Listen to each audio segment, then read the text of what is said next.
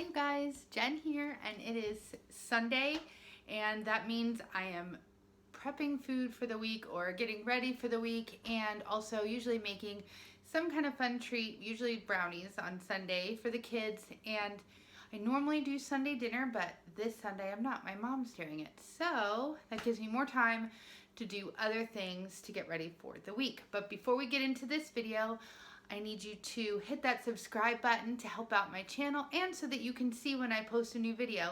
Also hit that bell icon so that you get notified every time I post a new video or go live if that ever happens.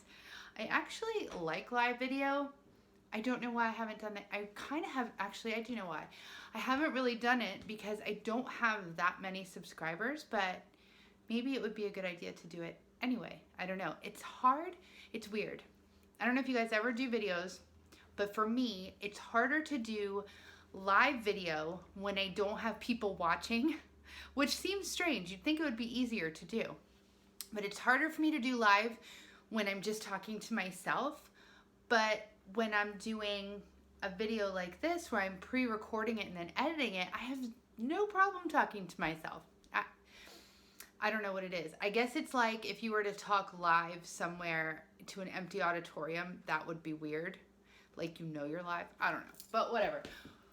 Today I'm going to try a new recipe. For some reason I like doing things I've never done before for video too, which seems silly, and I've said that before, but hey, we get to see together if it works out and if we like it. So I think I mentioned a while back that I've been looking for a gluten-free bread recipe for my bread maker, because as much as I love homemade bread, I don't want to do all the kneading and rising and all of that myself. I want to put the ingredients in the machine, shut the machine, and forget it, and then smell the bread baking. I think it's the greatest thing ever. So there's my bread machine. Now, before we get into it, if you guys feel inspired by this or anything else that you see to go make bread or to go buy a bread machine or a bread maker, please don't go buy a new one. There are so many bread machines at thrift stores that are barely used because people either get them as gifts, probably wedding gifts, or they buy them with the intention of making bread and then never use them, realize they do take up a lot of space in your kitchen, and if you're not going to use it regularly, it's not something you want taking up all that real estate in your kitchen. Me, I love it. I use it quite often. To me, it's worth having, but I'm glad I only paid like $6 for it as opposed to buying a new one. So check out your thrift stores first. I guarantee you, you're gonna find a bread machine and probably a George Foreman grill. Just saying, if you're in the market for one of those, they're everywhere. So I took this recipe off of the internet and we are going to try it. It is from genuinehome.com, and I will post it below, but I printed it out because I don't know if I ever showed you guys this, and I actually should do a video on organizing it because it's a disaster right now. But I have my own little cookbook going, so I'll show you. I just have a cheap binder that I bought at the dollar store, and every time I print out a recipe and I like it, like I'll print it out. I know I should probably make it before I print it out, not to waste paper, but that's not what I do because I like following a recipe from paper rather than refreshing my screen all the time and putting in my code again and all that stuff. Plus, I like paper. I'm old. I don't like digital so much. I love that I have access to every recipe in the world, but I don't want to look at it on my phone. So I print it out, and then if it is worthy of going in the book, I put it in the book. I didn't always used to do that. I used to put everything in here that I printed, and then I'm flipping through, which I have to go through. I'm flipping through recipes knowing full well we did not like it, and I'm like, why is this still in my book? So that's what I mean by I have to go through and organize and put it. I need to get like tabs and, you know, because now I have so many recipes in here that I need it organized. I started this, and I should probably do another whole video on that too, but I started this because I usually am the one who does Christmas as far as having everyone over for a meal, and it's a special big meal, and I do a lot of the sides for Thanksgiving. So what I started this book was for Thanksgiving and Christmas, and I would print out the recipes that I had every intention of making, and then you know, make them, and then that way if we love them, I still have them to make the next year, and I'll like put a little mark on it stating whether or not we loved it, and then, you know, actually just throw it away if we didn't love it. Whatever. But that's what got this started. But now I have a pretty good sized book of recipes that we love. So that's that. I'm hoping that this gluten-free bread recipe makes it into my book, and then I do have to organize it. So here we go. I did take out my ingredients, and they're all spread around, but I'll show you. We will be needing salt, gluten-free flour. This is the kind I've found I like the best. This one and Great Value has an all-purpose gluten-free flour. Both of those are cost-effective. This was cost-effective on Amazon. I don't know about in your regular retail stores. But then also the Great Value gluten-free all-purpose flour is a really good price for gluten-free flour. So this is what I get. And let's see, we're going to use some salt. It says honey or sugar. I prefer to use the honey for taste and health reasons. It's just a little bit better. I mean, I know sugar is sugar, but it's really not. Let's see. I don't need the butter. I don't know why that's there. Oh, that's there from when I made brownies. Yeast. So I don't know if there's such a thing as gluten-free yeast or if there is gluten in yeast. I don't even know. But whatever. I need this for the bread machine, and that's what it calls for. I need 3 eggs, which I have here. I need some oil. It says oil or dairy-free butter. Well, I don't have dairy-free butter. I'm not going to make any, so we're going to use coconut oil. Besides, I kind of like that better. It's better for you, I think. So that's all I need, and we're going to get to getting on this bread here. Okay, so gluten-free recipes will always tell you, actually, not just gluten-free, all bread machine recipes will usually remind you that you have to put your ingredients in the machine in order. Okay, so if you've never used a bread machine, I'll walk you through this. Especially when you buy a bread machine at a thrift store, like I recommend, it doesn't come with instructions usually because it's just the machine. So you can either Google the type of machine that you have, but they all seem to basically work the same way. So in here, there's this little bucket, and it has the paddle inside. That's for the kneading and the mixing. So we fill the bucket first, and we do the ingredients in the order in which they are listed. And that's very important because of mostly the yeast getting mixed in properly. So let's see. Let's see if I can get this in. It seems like every time I make a video, something happened, and I swear I don't do it on purpose, but you know, I just end up having some trouble and struggles. So the first thing it says to do is 1 1/4 cups of water. Oh yeah, I didn't show you that as my ingredient, but it's fine. I already poured it out, and I warmed it up just a little bit because usually when you're using yeast, warm water's better. So pouring in the water, and I'm smelling my brownies, so hang on. Oh my gosh, you guys, they turned out so perfect. I don't know if you can see. Hold on before I drop them.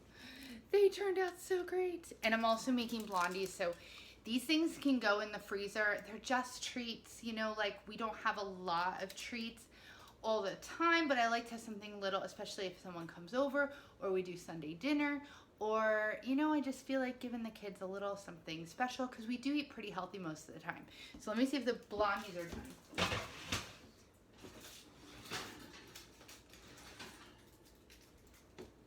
Oh yeah, the blondies are looking pretty perfect too, so great. All right,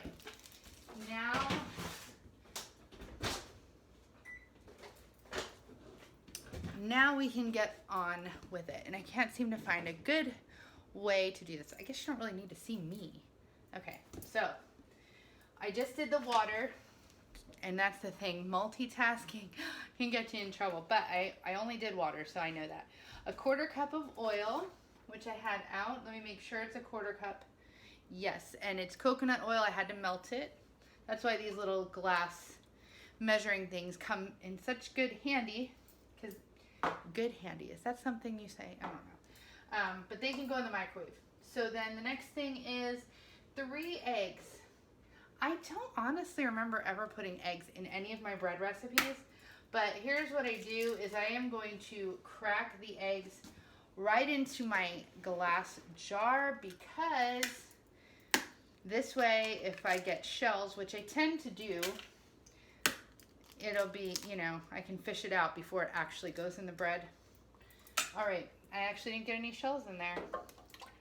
So 3 eggs right in there. Good thing about wearing an apron today is I can just do this. Okay, just wipe off my hands on that. 3 eggs, then 1 1/4 teaspoon of salt. This is a half, so that means I need 2. There's 1 and 2. That makes 1, and then half of it would be 1/4. So there we go. And then 3 tablespoons of honey. So I need a tablespoon and my honey out of the bear. And now this, I will usually let it kind of spill over a little bit, because you know how it goes with honey. You never get it all off the spoon because it sticks on there. So if I go a little over, then I know I'm getting enough, because I'm not that patient to wait for it all to drip off. So there we go. That was 1. And this will be 2. A little heavy on that one. I got 1 more.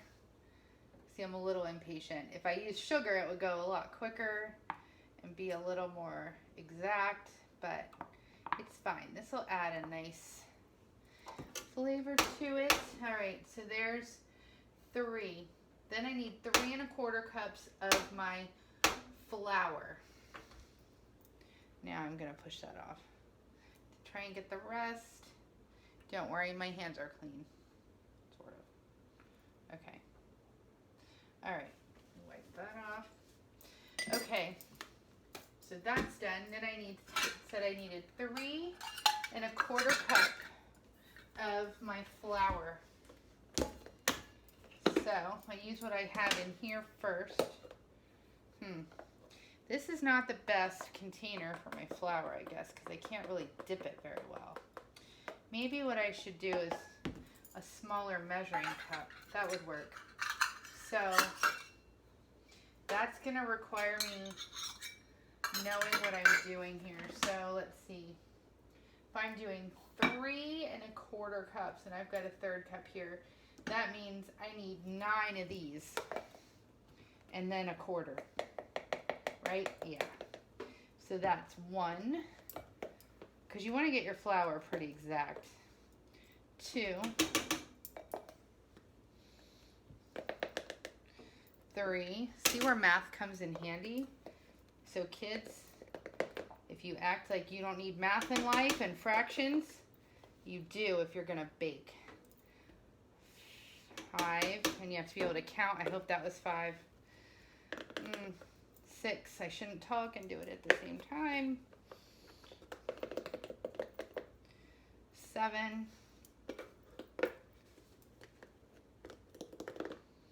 8, and you know, if this is 9, if bread machines weren't so big, that's 3 cups. It doesn't even look like it.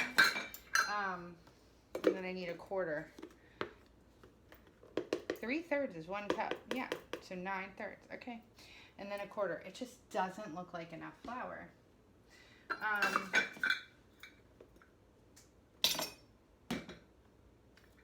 don't know what I was saying. Oh, if these didn't take up so much room, I would have another one, because I really want to make my regular bread that's not gluten-free, the other loaf, and it would be great if I could make them at the same time. So if I ever have some space free up, I think I'm going to get another one, or find a smaller one. Have you guys seen small ones? Do they even exist? I don't know.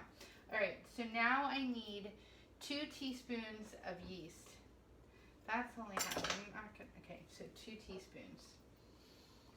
I still find it odd that this looks like such a small amount of flour, but okay, 1 and 2. Now, here's the tricky thing. Okay, that's all the ingredients. This machine is probably kind of old, so it was before this whole gluten-free craze, and there's no gluten-free setting on it. There's all kinds of settings. There's basic, French, sweet, whole wheat, quick bread, bake-only dough, pizza dough, bagel dough, and even jam, but no gluten-free. So in my research, I have seen that gluten-free setting, if you don't have one, you can use the quick bread setting instead. So we'll see how true that is. What's going on with my hair? I don't know. So we'll see how true that is. I'm going to do the quick bread setting. And that seems about the right amount of time, because it says it was going to take between 2.5 and 3.5 hours. And this is 3.5 hours. So after it mixes in for a few minutes, I'm supposed to scrape down the sides, and then I'm supposed to just leave it and forget about it. So for now, I'm gonna leave it and forget about it. I will come in here and scrape the sides, and then I'll bring you back when it's all done. Okay, so we're back from dinner at my mom's, so the bread is now done. I'm not sure if it's good or not. It smells pretty good, but it looks a little flat. I don't know, hold on. Okay, so here it is, and I'm gonna take it out. It's still a little hot, but we'll see how it is. And maybe it's not flat, it's just flatter than my regular bread. I'm going to try and dump it out of here with one hand. Alright, the paddle is way in there. See if I can get this out. Okay then. Alright, so there it is. I'm going to slice it and see. Alright, I'm going to try and slice this with one hand. It's slicing pretty nicely. Actually, it looks pretty good. Okay, so we'll see how it tastes.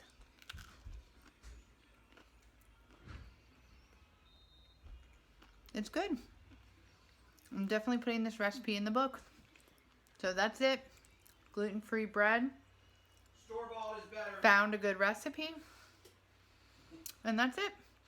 Thank you guys for watching, and I'll check in with you later.